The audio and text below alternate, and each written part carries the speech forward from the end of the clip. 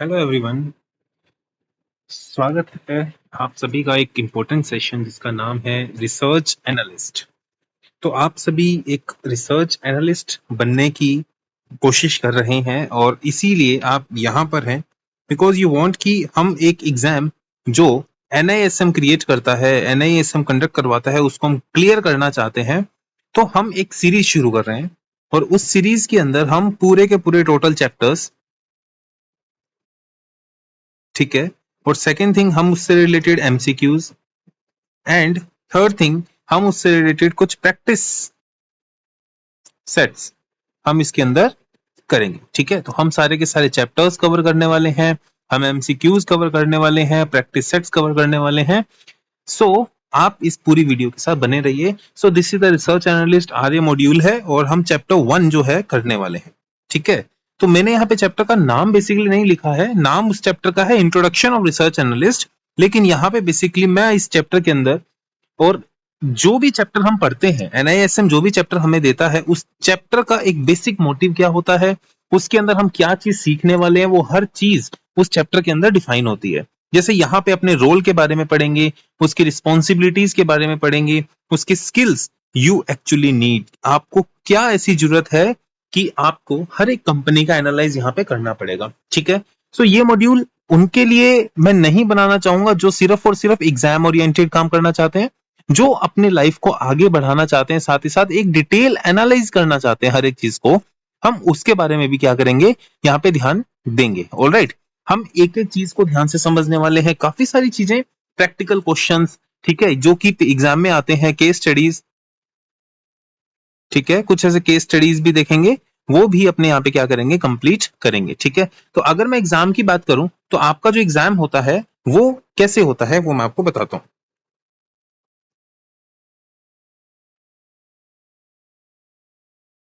ठीक है, तो सबसे पहले आपका जो एग्जाम होता है वो 100 मार्क्स का होता है।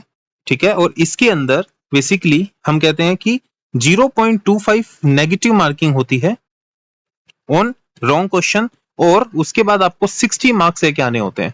लेकिन अगर मैं इसकी बेसिक सी थ्योरी समझूं तो आपको पास होने के लिए आउट ऑफ 100 एटलीस्ट 68 क्वेश्चंस जो है वो सही करने पड़ेंगे, और 32 क्वेश्चंस अगर गलत हो जाते हैं तो भी अपने कहते हैं कि अपने पास हैं। लेकिन अगर 33 क्वेश्चन जहां पे गलत हुए वहां पे आप क्या हो जाएंगे, इस एग्जाम में फेल हो जाएंगे। तो out of 100 you have to clear at least 68 question. लेकिन हम यहाँ पे इतनी डिटेल में समझेंगे, काफी ऐसे प्रैक्टिकल क्वेश्चंस मैं आपको बताऊंगा जो आपके एग्जाम के अंदर स्ट्रेट फॉरवर्ड आते हैं, तो वहां से आप काफी अच्छा स्कोर वहां पे कर पाएंगे। Alright, so this is all about today's introductory कि हमें कैसा क्वेश्चन पेपर आने वाला है, क्या आने वाला है, वो सब अपने देख लेंगे। अच्छा, इसके अंदर 80 मार्क्स के जो क्वेश्चन है ना बेसिकली स्ट्रेट फॉरवर्ड आते हैं, और 20 मार्क्स की जो क्वेश्चन आते हैं वो कैसे आते हैं, केस स्टडी आती है।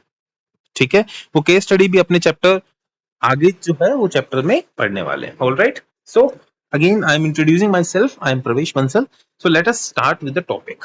देखो भाई, रिसर्च एनालिस्ट का मतलब क्या होता है। जब भी हम रिसर्च एनालिस्ट की बात करते हैं, इसका मतलब ही एक होता है कि ये कंपनी के बारे में हर एक डिटेल आपको बताए। ठीक है, जो भी कंपनी होती है, कंपनी के फाइनेंशियल्स को देखे, कंपनी के फाइनेंशियल्स के साथ साथ कंपनी के मैनेजमेंट को भी देखे कि कंपनी के मैनेजमेंट कैसा काम कर रही है, कंपनी के फंक्शंस, कंपनी के टोटल जो भी डिसीजन मेकिंग पावर है, कंपनी की जितनी भी डिटेल्स हैं, उन सब को समझ के जब वो अपना कोई ओपिनियन पेश करता है, जब वो अपना कोई ओपिनियन पेश करता है, उसको अपने क्या बोलते हैं बेसिकली, कि रिसर्च एनालिस्ट का काम हुआ है।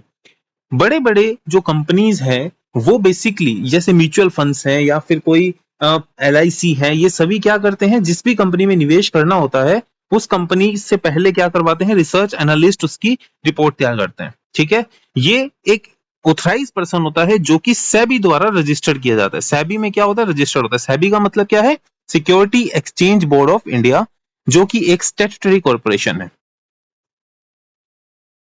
क्या है, स्टैट्यूटरी कॉर्पोरेशन है। ठीक है, तो ये बहुत ही इंपॉर्टेंट है कि सेबी जो है ये सारा का सारा रेगुलेशन इसको चलाती है। ठीक है, इसकी रेगुलेशन भी है, इसका एक चैप्टर नंबर जब 13 या 14 अपने करेंगे, जिसके अंदर हमने अपने इसके लीगल व्यूज भी देखने हैं।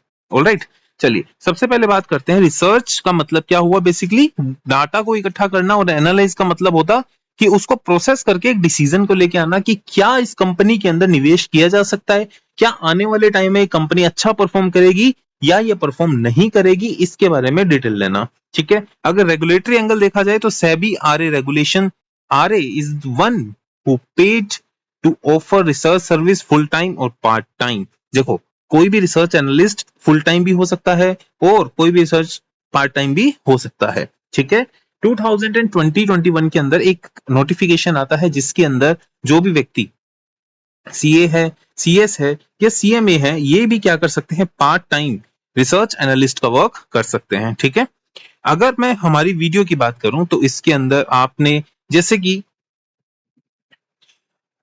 कौन सा आपने कैसे किसी भी चीज को हम ध्यान से देखते हैं। अगर मैं बहुत ही बेसिक एग्जांपल लेता हूं तो सबसे पहले आप एक फोन खरीदेंगे। ठीक है, आपने एक ब्रांड को डिसाइड किया, उसके बाद कंपेयर किया कि कौन सा फोन हमारे लिए सही है और हमने उसका डिसीजन ले लिया। ठीक है, तो आप जैसे यूट्यूब पे जाएंगे, ठीक है, यूट्यूब पे जाके कुछ वीडियो सर्च करेंगे कि मुझे इस रेंज का फोन चाहिए, कौन सा अच्छा है, वो आपको फीचर्स बताने वाला है, तो कंपनी के फीचर्स पता लगे।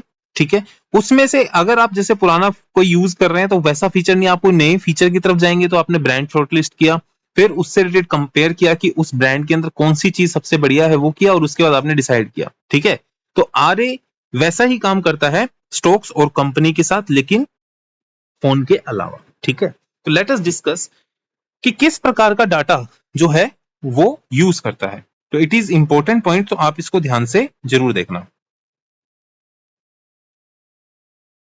ओके, तो सबसे पहला टाइप ऑफ डाटा, जो भी उसके पास रिसोर्सेज अवेलेबल होते हैं उस रिसोर्सेज के हिसाब से। अब जैसे टिपिकल रिसोर्सेज क्या क्या है, जैसे कि कंपनी के एनुअल रिपोर्ट्स, ठीक है, कंपनी की बोर्ड रिपोर्ट्स, ठीक है, कंपनी के जो भी कॉर्पोरेट एक्शंस होते हैं वो सब, ठीक है, कंपनी के फाइनेंशियल्स,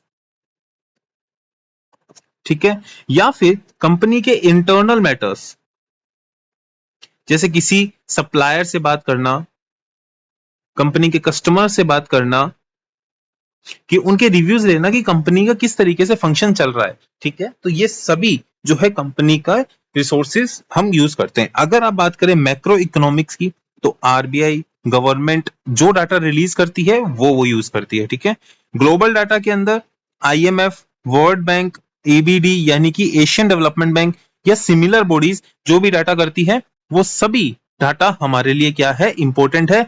और यहां पे जो डाटा आता है, जैसे आरबीआई ने किसी बैंक से रिलेटेड डाटा दिया या गवर्नमेंट ने किसी से रिलेटेड डाटा दिया, वो सभी हमारे लिए क्या है, इंपॉर्टेंट है। इंडस्ट्री डाटा कहां मिलता है, ट्रेड जर्नल्स या फिर सेक्टर पब्लिकेशंस। तो सेक्टर पब्लिकेशंस हम कुछ इस चीज की प्रैक्टिकल चीजें भी हम देखेंगे definitely, it is main line. So आपको यहाँ पे अगले कुछ वीडियोस के अंदर भी ये पता लगेगा कि कैसे हम चीजों को करते हैं। ठीक है, next thing is company data. तो कंपनी डाटा में क्या हो गया, annual report, financials, meetings, factory visits, market survey, stakeholder interviews. तो यही सब बातें मैंने यहाँ पे लिखी on the basis of the company की हमें कंपनी का डाटा कहां से मिलता है, यहां से मिलता है। ऑलराइट, चलिए नेक्स्ट पॉइंट के ऊपर चलते हैं। देखिए दो प्रकार का जो है एनालिसिस होता है, पहला होता है क्वालिटेटिव, दूसरा होता है क्वांटिटेटिव। अगर मैं क्वालिटेटिव की बात करूं तो इसके अंदर हम देखते हैं कि मैनेजमेंट की क्वालिटी क्या है, यानी कि जो भी मैनेजमेंट है वो कितनी एजुकेटेड है, क्या उसका एक्सपीरियंस है, ठीक है, और किस प्रकार से वो मैनेजमेंट को संभाल रही है, उनके डिसीजन टेकिंग कैपेसिटी कितनी है। ठीक है, नेक्स्ट थिंग बिजनेस की एफिशिएंसी, कि बिजनेस कितना एफिशिएंट है, क्या उसकी कॉस्टिंग जो है कंपनी की वो लो है, ठीक है, क्या कंपनी के जो एम्प्लॉइज हैं उनका टर्नओवर क्या है, ठीक है, कंपनी जो है मैक्सिमम एक्सपेंडिचर किस फील्ड में कर रही है, ठीक है, साथ ही साथ बिजनेस की एफिशिएंसी हम जान सकते हैं द रिपीटेड कस्टमर से। ठीक है, कि रिपीटेड कस्टमर्स क्या है, इनके सप्लायर्स कौन कौन है या इनके बिग कस्टमर्स कौन कौन है, ठीक है, और फंड को ये यूटिलाइज कहां कर रहे हैं।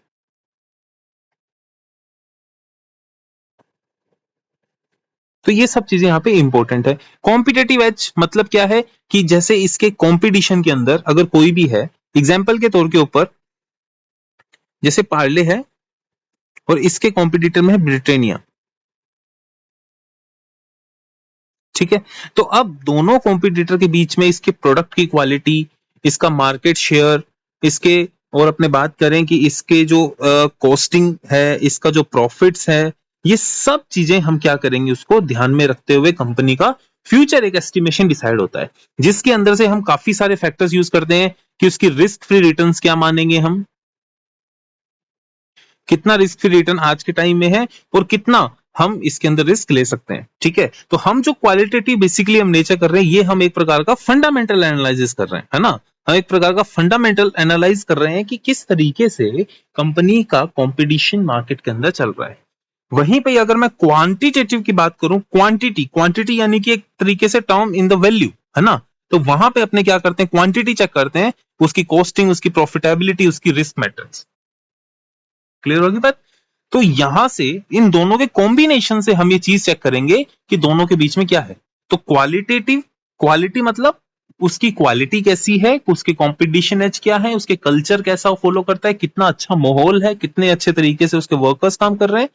क्वांटिटेटिव मतलब उसकी फाइनेंशियल्स, क्वांटिटेटिव क्वांटिटी मतलब पैसों से बात हो रही है, कितनी क्वांटिटी, तो हम यहां पे देखेंगे उसकी रेवेन्यू, उसकी कॉस्ट, उसकी प्रॉफिटेबिलिटी, उसके रिस्क मैट्रिक्स, ठीक है। तो तीन प्रकार के रिसर्च एनालिस्ट होते हैं, because it is introductory class.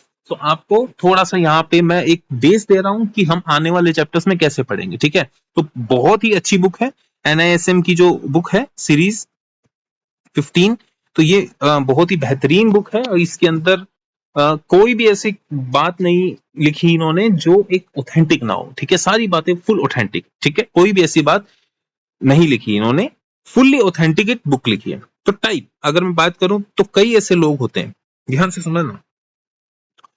हम अपनी देसी भाषा के अंदर बोलते हैं, एक बोलते हैं मंदी वाले लोग, है ना, एक बोलते हैं अपने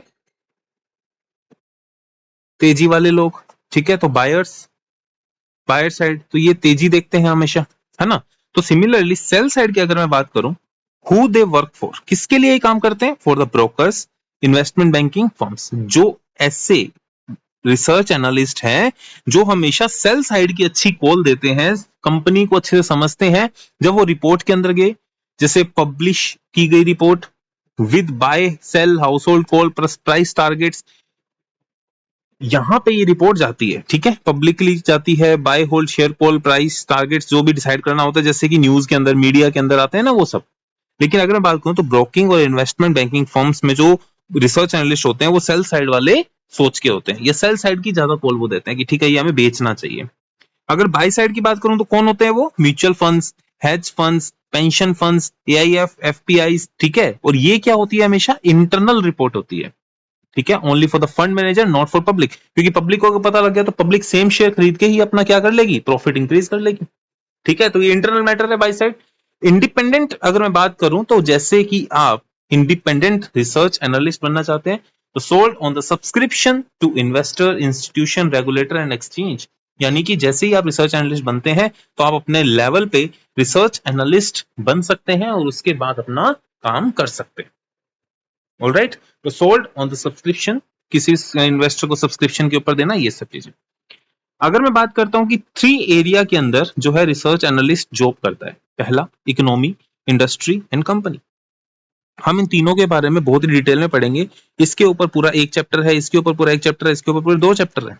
and it is a time taking कि हम कंपनी को क्या करेंगे, क्वालिटेटिव और क्वांटिटेटिव बेस के ऊपर स्टडी करेंगे, ठीक है, और समझेंगे कि कंपनी किस तरीके से वर्क करती है, कंपनी के फाइनेंशियल एनालाइज कैसे करेंगे, कंपनी के फाइनेंशियल्स को भी क्या करेंगे, हम एनालाइज करेंगे, ठीक है। सबसे पहले हम इकोनॉमी की बात करें तो इकोनॉमी के अंदर क्या ग्रोथ ट्रेंड है, कितना इंटरेस्ट रेट जो है गवर्नमेंट हमें पे कर रही है, कितना इंटरेस्ट रेट से कंपनी हमें रिटर्न दे रही है, इन्फ्लेशन क्या है, कंपनी का interest rate, fiscal monetary policy क्या बोलती है, FPI FDI के फ्लोज क्या है, मार्केट की सेविंग पैटर्न्स क्या है, trend trade diversion GDP impact क्या है, ठीक है, government taxes, spending, move the economy, तो किस तरीके से गवर्नमेंट पैसा खर्च कर रही है, कितना वो डोनेट कर रहे हैं, कितना वो खर्च कर रहे हैं, वो सब चीजें। इंडस्ट्री की अगर मैं बात करूं तो सबसे पहले हम देखते हैं पूरे भारत को, भारत में किस चीज का सबसे ज्यादा ट्रेंड है। उसके बाद हम देखते हैं उस ट्रेंड के अकॉर्डिंग इंडस्ट्री को कि ये हमारी इंडस्ट्री है, जैसे सोलर इंडस्ट्री। तो अब सोलर इंडस्ट्री के अंदर हम देखेंगे फिर कंपनी को कि कौन सी कंपनी क्या है बेहतरीन काम कर रही है, ठीक है। तो इस तरीके से यानी कि रेगुलेशन, बिजनेस मॉडल किसका सबसे अच्छा है, competitive intensity, price, demand, consumer behaviour उस इंडस्ट्री के लिए कैसा है, वो सब। उसके बाद कंपनी। तो ground rule for tracking to company management is prepare before the meeting. अगर मान लीजिए कंपनी के मैनेजमेंट से बात करनी है तो सबसे पहले क्या करना पड़ेगा, सबसे पहले उसके फाइनेंशियल्स को पढ़ो, उसके एनुअल रिपोर्ट्स को पढ़ो, उसके कॉम्पिटिटर्स की स्टडी रखो कि कहां पे उसका कॉम्पिटिटर अच्छा परफॉर्म कर रहा है, वो एक क्वेश्चन हो गया। These meeting are rare, don't waste them. ये कभी कभार मीटिंग होगी, ऑब्वियस ही बात है, ठीक है। तो ये जो नोट्स मैं आपको दे रहा हूं, it is the crux, it is found from that book, ठीक है। जो बुक है आपके पास उसी के अंदर से वर्ड्स फाइंड किए गए हैं। स्टे न्यूट्रल एंड इंडिपेंडेंट, हमेशा आप न्यूट्रल रहिए, इंडिपेंडेंट रहिए। कोई भी ऐसा नहीं है कि कंपनी के लिए ही आप सोच रहे हो। अगर आप क्या मान लीजिए एज ए इंडिपेंडेंट ऑडिटर आपका निवेश है, एज ए रिसर्च एनालिस्ट किसी कंपनी के अंदर निवेश किया हुआ है और उसी निवेश के चक्कर में आप क्या कह रहे हो, उसी कंपनी को रिकमेंड कर रहे हैं, तो वो एक क्या है, गलत है, ठीक है। तो पर्सनल बाइस नहीं होना चाहिए। Don't let management slip you unpublished non public information. कोई भी ऐसी इंफॉर्मेशन जो इंटरनल इंफॉर्मेशन है, अगर आपको पता लगती है तो आप पब्लिक में नहीं जा सकते, क्योंकि वो इनसाइडर ट्रेडिंग का पार्ट है। Alright. So next thing is build a network.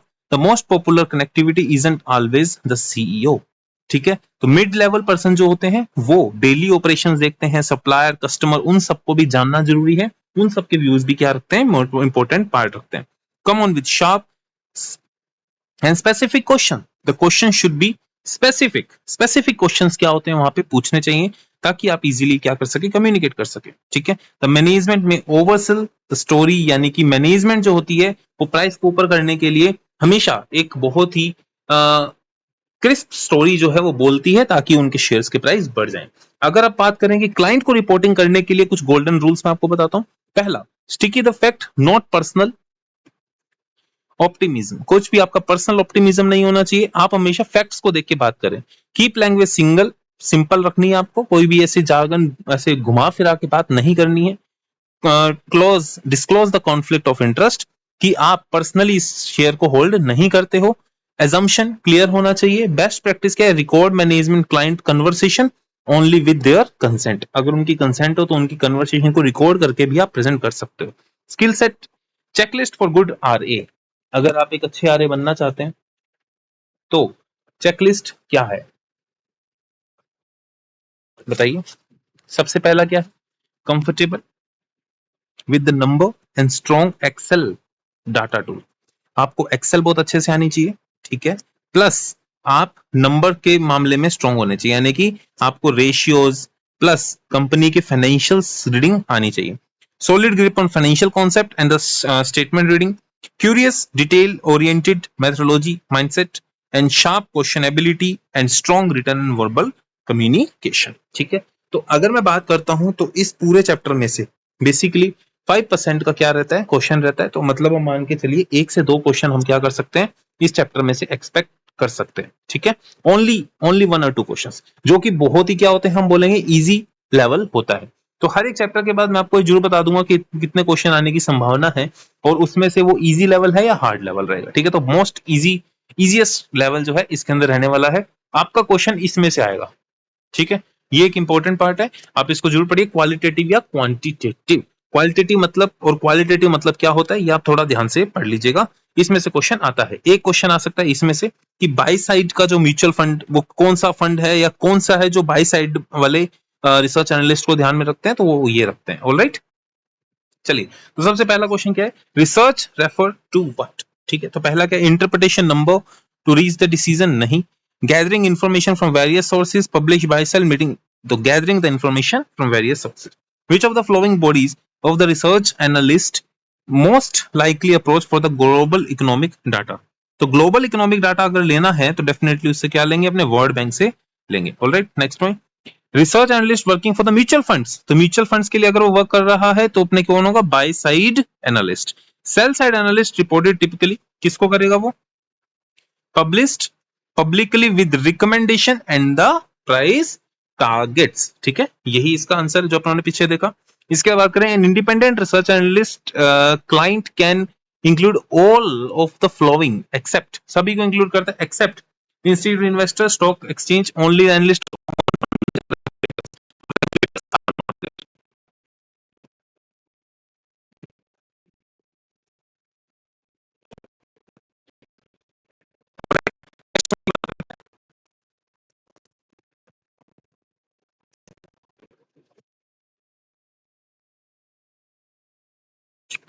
Okay wait a second. Okay, next point की बात,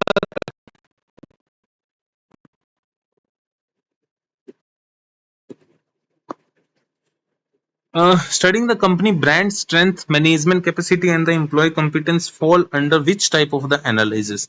कंपनी की strength, management capacity and employees के बारे में जानना है तो क्वालिटेटिव एनालिसिस हम उसको बोलेंगे, क्योंकि क्वांटिटेटिव मतलब बेसिकली क्या होता है?